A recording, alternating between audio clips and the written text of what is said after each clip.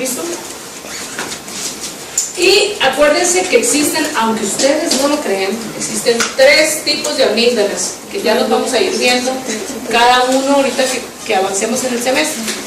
Las adenoides son amígdalas nasales, están en la parte más atrás de la nariz. Tenemos otro par de amígdalas que son las que estábamos viendo ahorita, objeto de los 30 minutos anteriores. Pero resulta que tenemos unas que están, es una epiglotis, ¿sí? Inicio de la laringe vía aérea, y atrás de la lengua tenemos estas amígdalas que son las amígdalas linguales. Esas amígdalas también se enferman, ¿sí? Y a veces porque se les cerró una espina de pescado, se lastimaron con un lápiz o con lo que sea, estos pacientes pueden terminar haciendo infecciones a este nivel. En esto puede darse, por ejemplo, en pacientes que ya no tienen amígdalas, ¿sí? Es decir, que son amigdalitomizadas, que le quitaron las amígdalas faringias y les quedan las linguales. Esos pacientes se pueden enfermar. La diferencia es esto, la diferencia clínica con nosotros. Y en estos son fiebre elevada, y también puede haber estos otros problemas relacionados con... Esto se los traje a colación, esto es una cosa rarísima. Rarísima, yo creo que yo he visto uno en todos mis 17 años de corriente.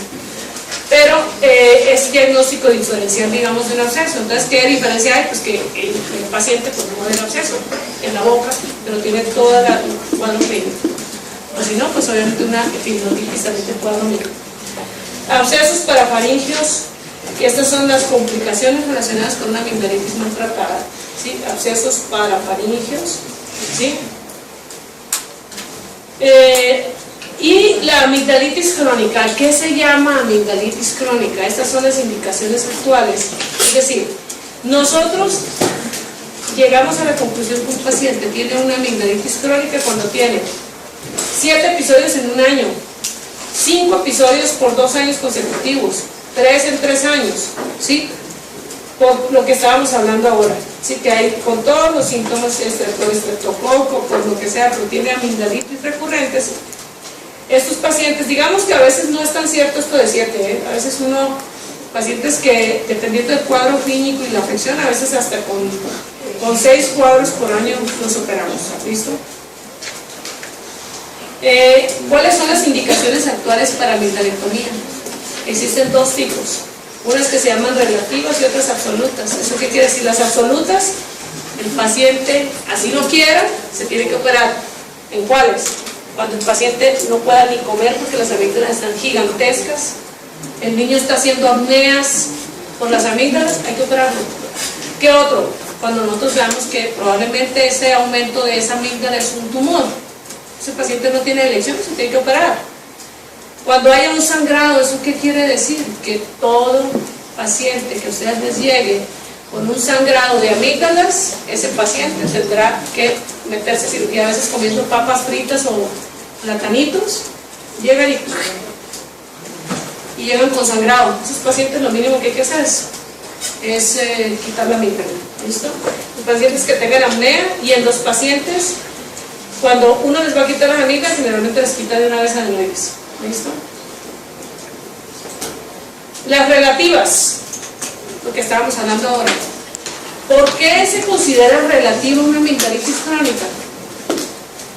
Una amigdalitis crónica se considera que es una opción relativa, porque el paciente puede decir, yo no me quiero operar, yo prefiero tomar 7 veces al año antibiótico, y es válido, ¿sí? El paciente puede tener 10 abscesos periamigdalinos y decidir que no quiere operarse, ¿sí o no? Y puede sobrevivir. El paciente puede tener amigdalolitos, que es lo que me preguntabas ahorita, tener un aliento de dragón y decidir no operarse, ¿sí? Y la otitis media aguda recurrente, es decir, ¿por qué razón a los pacientes con otitis media aguda recurrente les quitamos las amígdalas? Porque pues ahí está el bicho, ¿sí? Bueno, ¿por qué nosotros tenemos que quitar estas adenoides? ¿Por qué tenemos que quitar estas amígdalas? Porque vean esto se llama facies adenoidea. Porque hay obstrucción, porque una obstrucción constante de la vía aérea superior puede terminar en cuadros pulmonales, porque esto da anomalías craniofaciales, alteración en el crecimiento dental, porque hay desórdenes asociados con el oído y porque pueden complicarse con unos rinocerontes. ¿Listo?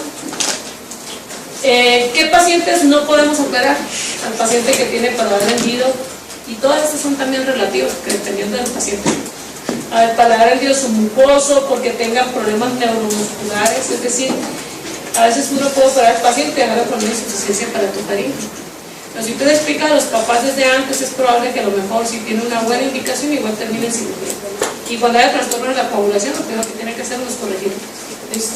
Ya. Creo que ya, ¿verdad? Bueno, resulta, mire, yo quiero comentarles una cosa. Nosotros, la bibliografía que manejamos este semestre es una bibliografía, sabemos que nosotros el énfasis de ustedes como médicos de los egresados de la Universidad de La Sabana es el inglés, ¿sí?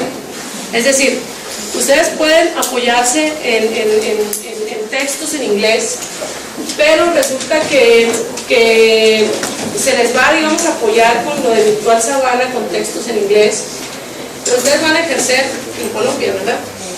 Entonces resulta que la ACOL, que es la Asociación Colombiana de Ortopedia y Ginecología, que de hecho este año esperamos ya salga la nueva, porque esta es la última, ha hecho unas guías muy concretas para que el médico general, el médico familiar, los internos sepan cómo manejar las enfermedades no frecuentes de otorrino. Yo por eso siempre les insisto en estas, porque las guías están basadas en medicina, basada en la evidencia en colombianos, ¿sí? Entonces son una buena opción, eso las consiguen con todos los que han pasado en los últimos semestres, consiguen las copias, ¿sí? Y este también, aunque ya salió una versión nueva, esto lo vamos a cambiar, ¿no? Esto lo voy a cambiar, luego les cuento. Por lo pronto, para mi trámite nos vamos a avanzar solo en esto. ¿Listo? Bueno.